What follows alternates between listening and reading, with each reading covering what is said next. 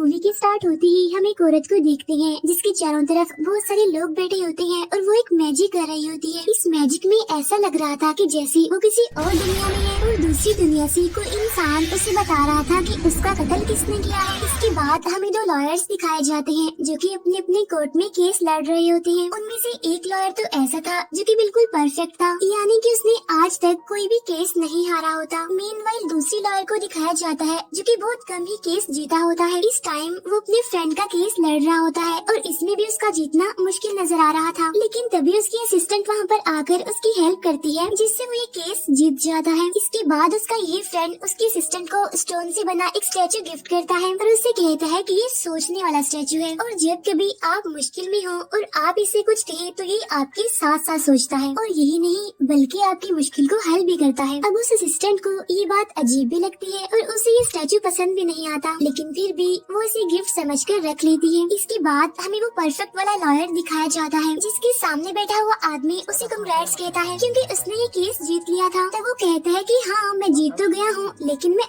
आपके जैसा बनना चाहता हूँ क्योंकि आपने भी तो आज तक कोई भी केस नहीं हारा। तो वो कहता है कि हाँ, लेकिन एक बात याद रखना कि केस जीतने के लिए तुम जो कुछ भी करना चाहते हो वो तुम कर सकते हो। नेक्स्ट सीन में हमें वो लड़की दिखाई जाती है जिसे फोनिक्स के फ्रेंड ने स्टैचू गिफ्ट दिया था। इस लड़की का नाम मिया होता है जो कि अपने केस की वजह से काफी परेशान होती है और तभी वो स्टैचू से कहती है कि तुम मेरी हेल्प करो और बस उसके फौरन बाद ही जो चीजें उसे समझ नहीं आ रही होती वो उसे समझ आने लगती है। इसके बाद हमें ये लड़की एक फ्लैट में दिखाई जाती है जहाँ हमें पीछे से किसी की आवाज सुनाई देती है और वो इसी लड़की की आवाज होती है जो कहती है कि मैं काफी टाइम से इस केस पर काम कर रही हूँ और ये काफी कॉम्प्लिकेटेड केस है और मुझे ऐसा लगता है कि हम सब मुसीबत में हैं। वो फोनिक्स से कहती है कि मैं कल सुबह तुमसे मिलना चाहूंगी और हम इस पर डिस्कस करेंगे। नेक्स्ट सीन में फोनिक्स जब मिया से मिलने जाता है तो वो देखता है कि मिया की तो डेथ हो गई है, यानी कि किसी ने उसका मर्डर कर दिया है। वहीं पर उसे एक लड़की भी दिखाई देती है और वो उसे पूछता है कि तुम कौन हो और जब भी एम्बुलेंस को कॉल करने वाला होता है कि तभी वहाँ पर कुछ लोग आ जाते हैं। ये लोग वहाँ पर इन्वेस्टिगेशन करने के लिए आए थे और तभी उन्हें वहाँ एक पेपर पर माया लिखा हुआ दिखाई देता है। उस पर खून से माया लिखा हुआ था और जो लड़की मिया के पास थी उसका नाम भी माया था। अब उस लड़की को अरेस्ट कर लिया जाता है जो कि मिया के पास खड़ी हुई थी। ये लड़की माया उस मरने वाली लड़की की बहन थी। अब वो सबको बताती है कि जब मैं छोटी सी थी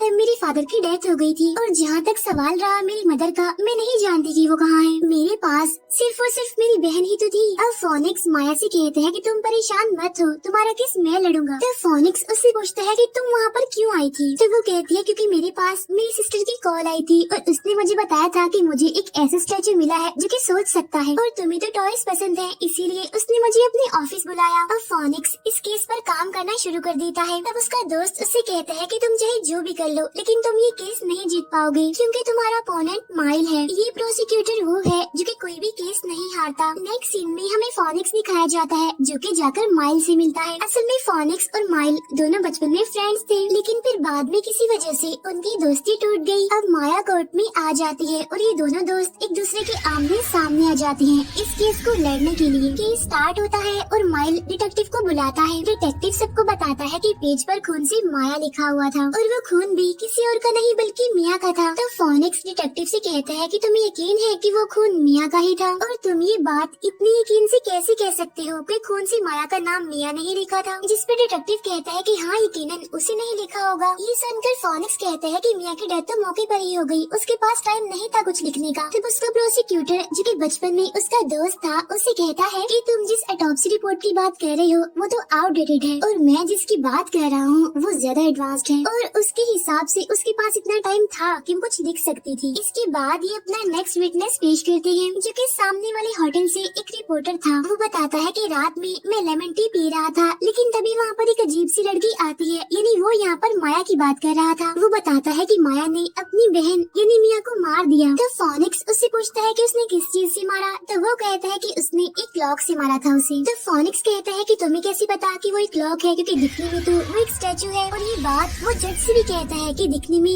आपको ये क्लॉक लग रहा है या फिर स्टैचू। तो वो कहता है कि स्टैचू लग रहा है। तो फोनिक्स कहता है कि यही तो बात है और इसे कैसे पता कि ये क्लॉक है, क्योंकि इसका हेड घुमाने से ही सिर्फ पता चलता है कि ये क्लॉक है।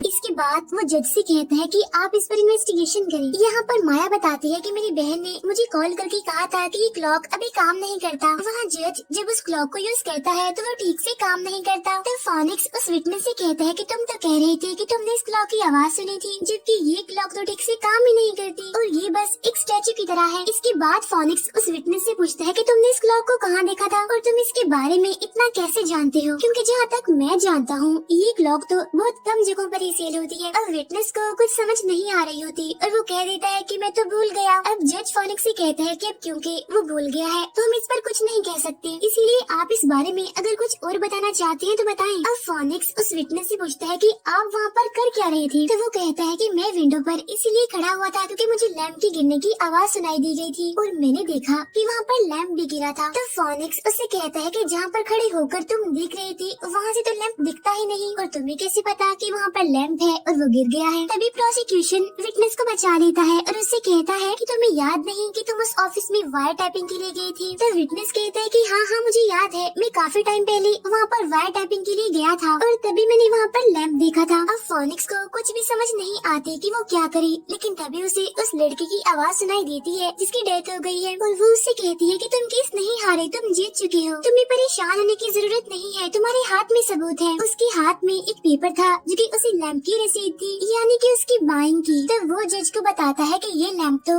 मर्डर से कुछ टाइम पहले ही खरीदा गया था और ये आदमी वायर टैपिंग के लिए काफी टाइम पहले आया था, तो ये कैसे जानता है कि उस ऑफिस में लैंप पड़ा हुआ था। अब वो जज को कहता है कि ये कह रहा है कि इसने लैंप देखा था, लेकिन असल में तो ये मियाँ का मर्डर करने आया था। अब कोर्ट में शोर होने लगता है और इस केस का फैसला माया के हक में हो जाता है, यानी कि उस विटनेस ने ही उस लड़की का मर्डर किया था और माया जो कि मियाँ की बहन थी वो बेकसूर थी। अब जब उस विटनेस को ले जाया जा रहा होता है तो ये लड़की माया शोर मचा देती है और उससे कहती है कि तुमने मेरी बहन को क्यों मारा। वो कहती है कि बहुत सालों पहले तुमने मेरी माँ के साथ भी गलत करने की कोशिश की थी और अब तुमने मेरी बहन को मार दिया। यहाँ पर फोनिक्स माया से पूछता है कि कोर्ट में तुम कह रही थी ना कि 15 साल पहले तुम्हारी मदर के साथ किसी ने गलत किया था, तो बताओ उनके साथ ऐसा क्या हुआ था और तुम वैसा क्यों बोल रही थी। तो वो बताती है कि ये इंसान इन्हें जिसने की उसकी बहन को मारा है उसका नाम मिस्टर वाइट है। इसने एक आर्टिकल लिखा था और वो आर्टिकल इसने मेरी मदर के खिलाफ लिखा था क्योंकि वो केस में किसी आदमी का साथ दे रही थी। अब फोनिक्स इस केस के बारे में स्टडी करने लगता है, तब उसे पता चलता है कि इस केस में जिस आदमी की डेथ हुई थी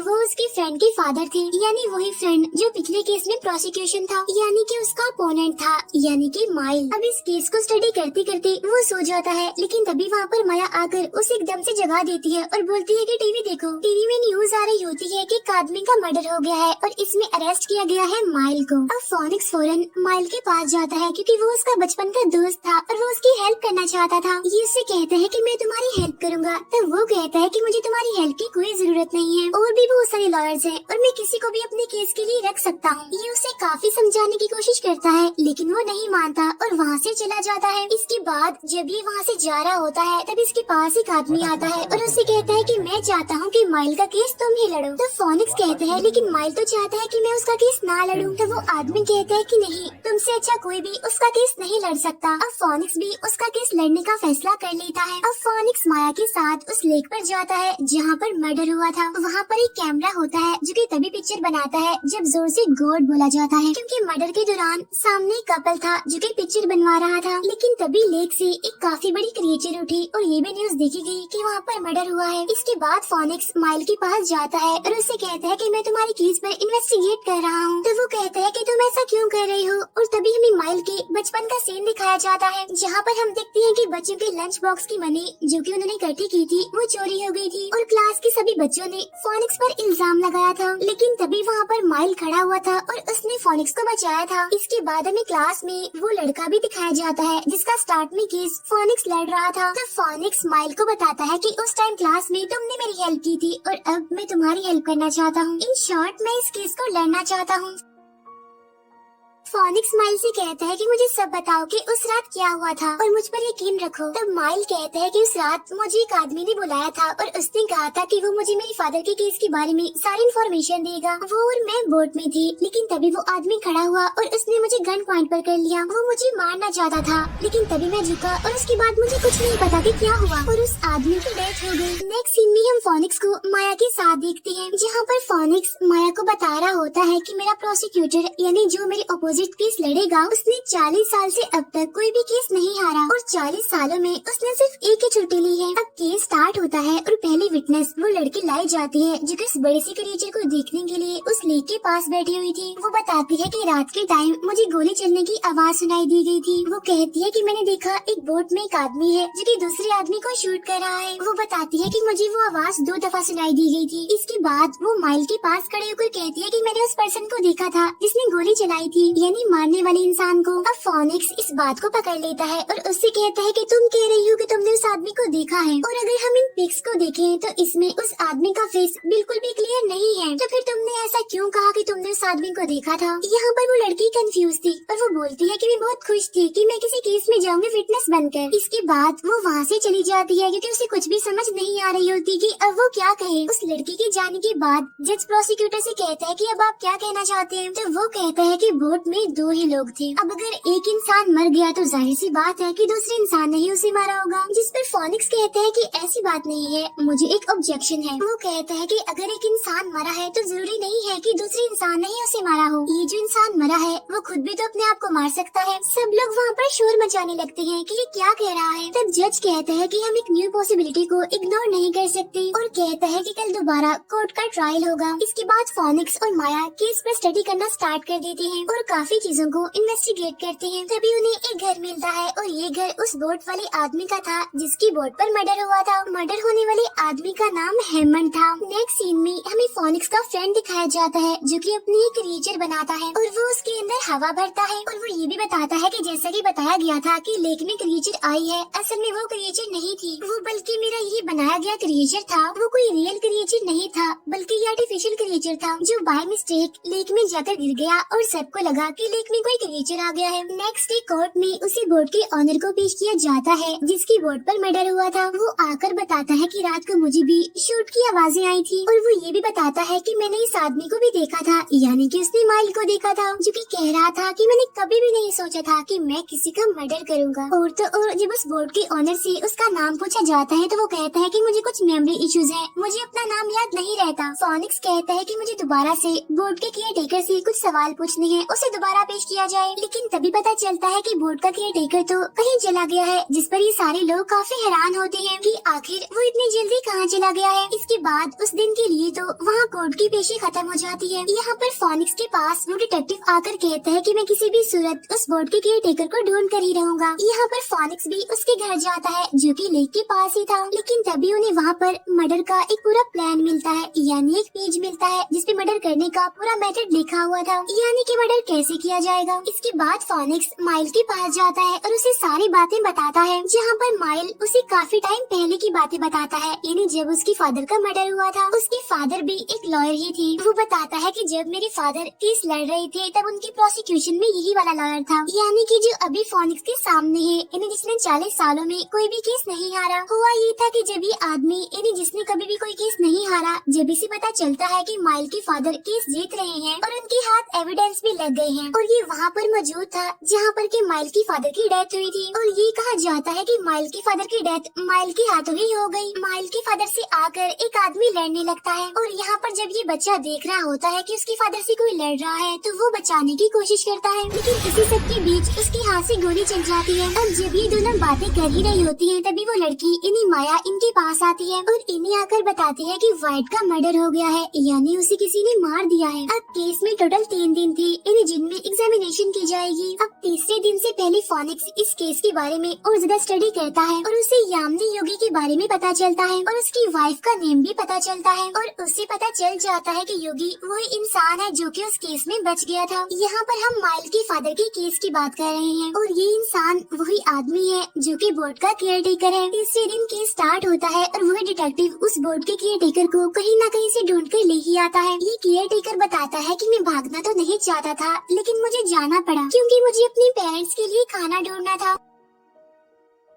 अभी केयर टेकर अपने पेरेंट्स का नाम पोली बताता है। यहाँ पर फोनिक्स बताता है कि ये इंसान जो कि असल में बोर्ड का केयर टेकर है, यही यामिनी योगी है, यानी कि जो आदमी पिछले केस से जुड़ा हुआ है। तभी सुनकर जज कहता है कि यामिनी योगी तो वही इंसान है जो कि पिछले केस में यानी माइल की फादर के केस में मौजूद था। जिस पर फोनिक्स कहते हैं कि हाँ ये वही इंसान है, लेकिन ये कह रहा है कि इसे अपना नाम याद नहीं है। इसका कहना है कि इसकी याददाश्त जा चुकी है। तब इस बात को प्रूफ करने के लिए फोनिक्स कहता है कि तुम्हारे पेरेंट्स का नाम पोली है और यामिनी योगी की वाइफ का नाम भी पोली ही था। वो कहता है कि दोनों नेम सेम है, यानी यही वो इंसान है, पोली का हस्बैंड। जिस पर प्रोसिक्यूशन कहता है कि ये क्या बात हुई, आप एक पैरट के नाम पर ऐसा कह रहे हैं, ऐसा कोइंसिडेंस भी तो हो सकता है। अब फोनिक्स विटनेस बॉक्स में पैरट को खड़ा करता है और उसे कहने लगता है कि आप मुझे केस के बारे में कुछ बताएं। अब पैरट ने क्या बताना था, उसने कुछ वर्ड्स याद किए हुए थे जो कि वो उस टाइम भी बोल रहा था। वो थे date of birth, date of marriage और डेट ऑफ डेथ। और ये पोली यानी योगी की वाइफ की ही डेट ऑफ बर्थ, मैरिज और डेथ थी। अब यहाँ पर फोनिक्स इस बात को प्रूव कर देता है। इसके अलावा वो कहता है कि अब मैं बोर्ड के केयर टेकर यानी योगी के फिंगरप्रिंट्स लेना चाहता हूँ। जिस पर वो कहता है कि केमिकल के यूज की वजह से आप मेरे फिंगरप्रिंट्स नहीं ले सकते। तो फोनिक्स योगी से कहता है कि मर्डर तुमने किया था, हेमंत को तुमने मारा था क्योंकि तुम उनसे बदला लेना चाहते थे अपने पिछले केस का। यहाँ पर माइल भी सबके सामने खड़े होकर बता देता है कि मैंने अपने फादर का मर्डर किया था। वो कहता है कि चाहे जिस तरह से भी